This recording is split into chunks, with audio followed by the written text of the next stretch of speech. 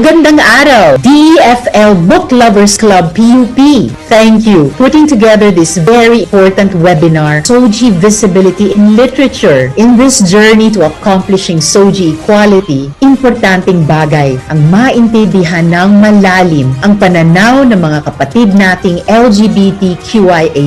Pride Month ulit! I'm so excited about this June in particular because it comes a month before we open the 19th Congress. Maraming salamat sa suporta ninyo. At dahil doon, we will be given another opportunity to make a fresh for the Soji Equality Bill. Hindi ko kakalimutan ang mga pinangako ko noon pa man. I'm even more positive this time around. Wakasan na natin ang diskriminasyon. Let's build a world where coming out is a moment of tenderness between parent and child. Instead of a fear of disowning, let's build a world where we can appreciate each other's differences without fear or close-mindedness. Let's build a bigger world for each other, one that allows us to take up the space we need to be who we truly are without borders. Let's build a world without glass ceilings or windows. That means a world all participate in and truly be with each other as one nation in which everyone is free and equipped with a real chance to pursue the life we dream of. These are the gaps in our society. Pandemic world is the perfect chance to lay down new brick for a strong foundation for our country. We must ensure access to basic services, education, livelihood, every Filipino. Pareho pa rin ang ating pagsulong ng healthy buhay para sa walang maiiwan. Long as the LGBTQIA+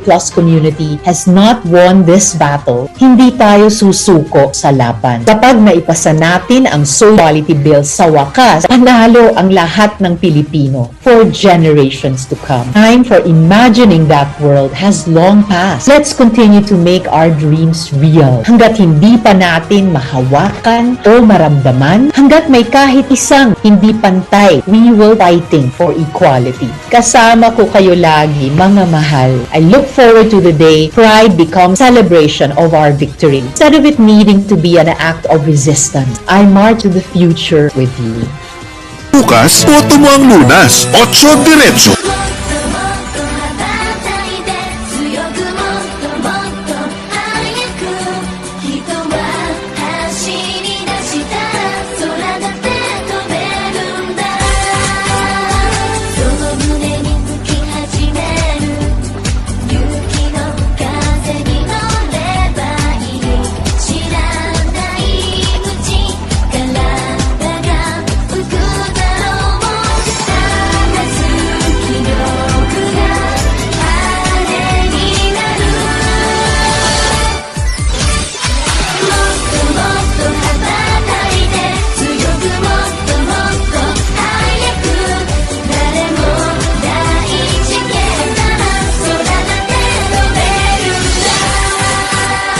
Abangan ang mga kwentong yan ngayong Webis ng gabi sa Rescue pagkatapos ng Saksi. Applicants will use a generic name of skill and symptoms persist. Consult your doctor.